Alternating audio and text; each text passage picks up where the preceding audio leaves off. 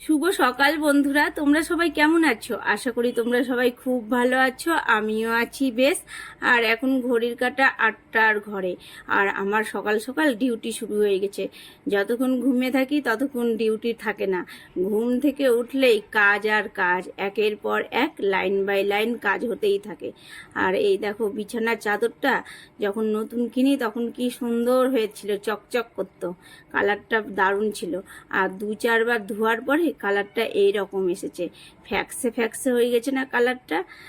আর মনে হয় 2-4 বার কাঁচা ধোয়া করলে এই চাদরটা সাদা কালার হয়ে যাবে। আর এমনিতেই যেন এই কালারটা, আর আমি যেই কালারের নাইটি পরা আছি, ওই যে আকাশি আকাশি, ওই কালারগুলো দেখবে থাকেই না, 2-4 বার ধোয়ার পরে কেমন যেন খ্যাসটা খ্যাসটা হয়ে যায় না কালারটা। তো যাই হোক, আমার এক দফা কাজ হলো, আর আমার জন্য কাজ আরও অপেক্ষা করছে। আর কি কি কাজ আছে চলো তোমাদেরকে দেখাচ্ছি। বিছানা থেকে নিচে যখনই চরণটা পড়লো, হাতে চলে আসলো ঝাড়ু। আর যতক্ষণ বিছানাতে ছিলাম ততক্ষণ নিজেকে রানী রানী ভাবছিলাম। আর যেই বিছানা থেকে নেমে হাতে ঝাড়ুটা নিলাম তখনই নিজেকে লাগছে নকরানি। তো যাই হোক, সংসারের এই সব কাজগুলো করতেই হবে বলো। তো চলো, এখন আমি বরের জামা আছে দুটো, দেখছি অনেক দিন থেকেই বাইরে আছে, তো না ভরে রাখলে না, ধুলো পড়ছে, তখন আবার ধুয়ে কাছে আয়রন করে ভরতে হবে। তো জামা দুটো এখন ভাবলাম গুছিয়ে ভরে দিই, আয়রন না করলেও হবে। জামা দুটো গুছিয়ে আলমারিতে ভরে রাখবো। আর কদিন যে গুছানো থাকবে জানি না, মনে হয় 2-3 দিন থাকবে। কেননা যখনই আমার কৃপাচার্য আলমারি খুলে কিছু না একটা বের করতে যাবে, নাই হোক স্যুট, না তো জামা, অন্য জামা, তখন এই দুটো জামা তলায় রেখে দিবে, দিয়ে নিজেরটা বের করে নেবে, আর এই দুটো জামা ওলঝাল হয়ে যাবে জানো। আর আর আমার আলমারিটাও সেইভাবে ভালো করে গুছানো থাকে না। আমার এই সাইডে আমি রাখি, আমারটা ঠিকঠাকই গুছানো থাকে, আর কৃপাচার্যেরগুলো এই সাইডে রাখি। তো ওই যখন খুশি যা নিজে জিনিস বের করে আর ওলঝোল করে রেখে দিবে। তো কি আর বলবো বলো, কারই বা দোষ দিব। যাই হোক, যতটা পারি ততটা আমি গুছিয়ে রাখার চেষ্টাই করি। আর ঘড়ির কাঁটা কোথা থেকে কোথায় পৌঁছে গেছে, সকালের কাজকর্ম সারতেই জানো না। আর এই দেখো, ঘর বসে বসে এইভাবে মুছামুছি করছি আজকে। কেননা কদিন আগেই আমার ডানটা নিয়ে আসলো ঘর মুছা লাঠিটার অবস্থা খুব খারাপ। কিনে নিয়ে এসেছিল না, চেয়ে নিয়ে এসেছিল না, ধারে নিয়ে এসেছিল, ভগবানই জানে।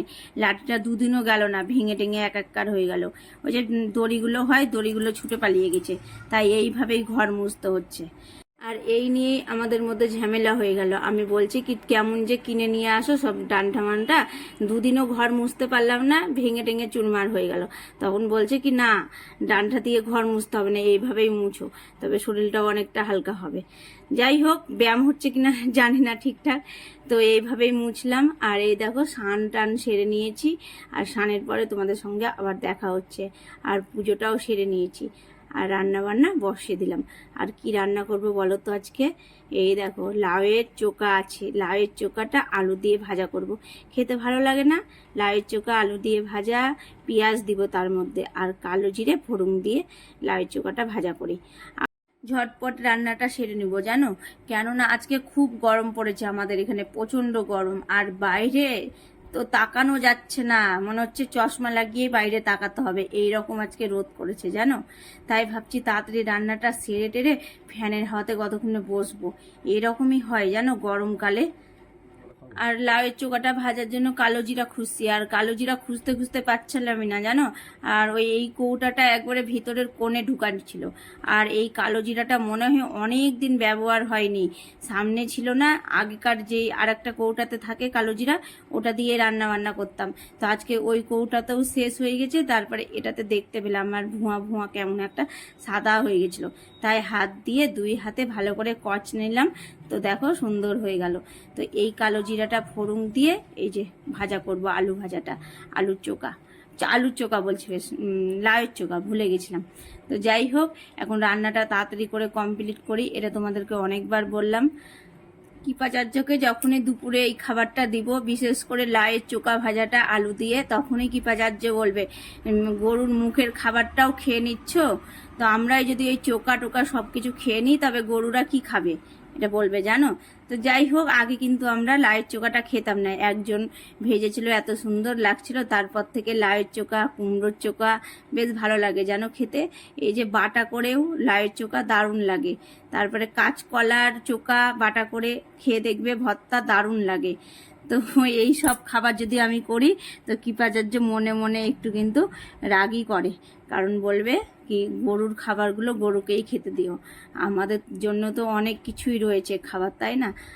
রান্না বান্না শেষ করে এই ঘরে আসলাম, আর অনলাইনে জিনিসও চলে এসেছে, নিয়েও আসলাম জানো।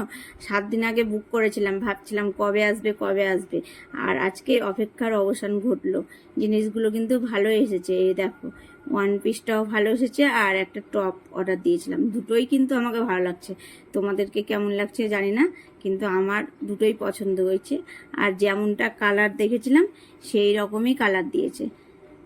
আর কেন বলো তো, এই ওয়ান পিসটা নিয়ে আমি বেশ একটু টেনশনেই ছিলাম, কেননা ফিটিংস ঠিক হবে কি না এটা ভাবছিলাম। তারপরে পরে দেখার পরে দেখলাম না, ঠিকই আছে, কিন্তু গলার কাছে একটু মানে কেমন যেন লুজ লুজ হয়ে আছে, তো ওটা একটু ঠিক করে নিব। আর টপটা একদম ফিটিংস হয়েছে ঠিকঠাক।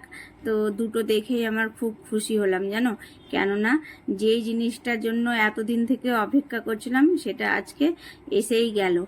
আর এই দেখো তোমাদের সঙ্গে দেখা হচ্ছে এখন রাত্রে বেলায়, এখন ঘড়ির কাঁটা কটা হবে, 8টার মতো। আর আজকে হচ্ছে রামনবমী, রামনবমীর অনেক অনেক শুভেচ্ছা তোমাদেরকে। তো এখন আমরা বেরিয়ে পড়ছি মেলার উদ্দেশ্যে। তো একটু মেলা যাব, ওখানে কীর্তন হবে, কীর্তন শুনবো। আজকে রাস আছে, রাস হবে ভোরে, কিন্তু সারা রাত তো আর কীর্তন মানে শোনা যাবে না, সারা রাত জাগতে পারবো না, তাই কিছুক্ষণ শুনবো, মনটাও ভালো হবে, তাই না। দিয়ে একটু বসে টসে তারপরে বাড়ি আসবো। এই কীর্তনটা সংক্রান্তির দিন থেকে হয়, আর আজকেই শেষ দিন, তাই আজকে সারা রাতি এখানে কীর্তন হবে। আর আমরা কীর্তন শুনছি বসে বসে, আর একজন পরিচিত সঙ্গে দেখা হলো, আর ওর গায়ে হাতটা দিলাম, আর ও চমকে গেল। যাই হোক, ও মানে চমকে যাওয়ারই কথা, কারণ আমি চুপ করে এইভাবে দিয়েছি তাই জন্য। তো ও আবার ফের আমাদেরকে ছাড়বেই না, বলছে চলো আমাদের বাড়ি চলো। আর ওদের বলছে আমাদের বাড়ির সামনেই, ওদের কীর্তনের বাড়ির সামনে, তাই ভাবলাম যাই ওদের বাড়ি থেকে ঘুরে আসি। তো আগে এই যে ঠাকুরটা দর্শন করে নিলাম, রাধা কৃষ্ণ। আর এই দেখো রাধা কৃষ্ণটা কি সুন্দর লাগছে না দেখতে, দোলনাতে বসে আছে, আর তাই তোমাদেরকেও আমি দেখে নিলাম। আর কি বলতো, ভিডিও করতে করতে ভুলেই গেছি রাধা কৃষ্ণকে একটু দোল খাওয়াই, দোলনাতে যখন বসে আছে, তাই না। তো এই দেখো ওদের বাড়ি চলে আসলাম, আর ওদের বাড়ি এসে মোনাদি তো একবারে শুয়েই গেছে, মনে হচ্ছে নিজের বাড়ি চলে এসেছে এইরকম। আর বসে বসে আমরা গল্প করছি, আর ওই দিকটা বলছে পাঁপড় ভেজে দিই, পাঁপড় খাও, যে না না খাবো না, তাও কিন্তু পাঁপড় নিয়ে আসলো। তারপরে তোমার পপকর্ন খাওয়ালো, কিন্তু ওগুলো কিছুই ভিডিও করা হয়নি। এই যে গল্প হাসি মজা এইসবই হচ্ছে। তারপরে ওদের বাড়িতে বেশ কিছুক্ষণ বসলাম, তারপরে বেরিয়ে পড়লাম কেননা অনেক রাত হয়ে গেছে, বাড়ি গিয়ে আবার রান্না বান্না করতে হবে। তারপরে দেখছি না কীর্তনের ওখানে সেবা করাচ্ছে, ভোগ বলো, ভোগকে পিছু করে আসলে হয়, তাই ভাবলাম এখানেই খেয়ে নিই, আর বাড়িতে আর রান্না বান্না করতে হবে না। কিন্তু ভুলে গেছিলাম তোমাদের দাদাভাই কি খাবে জানি না, নিজের তো পেট শান্তি হয়ে গেল, তাই না। আমাদের বাড়ি আসতে আসতে প্রায় 11টা বেজে গেছিলো জানো। আর আমরা বাড়ি আসার সময় কীর্তনে দেখছি আরও একবারে আসরটা জমে গেছে, কেননা তোমাদেরকে তো বললামই আজকে রাস হবে, সারা রাত্রির কীর্তন হবে আজকে। আর ওই দিদিটাও থেকে গেল, কেননা ওর বাড়ি কাছেই, তো ওর কোনো ব্যাপার না, আমাদের বাড়িটা একটু দূরে, তাই ভাবলাম না আমরা বাড়ি চলে যাই, আমাদের বাড়ির কাছে যখন হবে তখন সারা রাত্রি ধরে কীর্তনটা দেখবো। তো চলো বন্ধুরা, ভিডিওটা আজকের মতো এতটাই, হ্যাঁ, কালকে আবার দেখা হবে নতুন কোনো ভিডিওয়। আর তোমরা সবসময় ভালো থেকো, সুস্থ থেকো, আর আমার ভিডিও ভালো লাগলে লাইক করে দিও।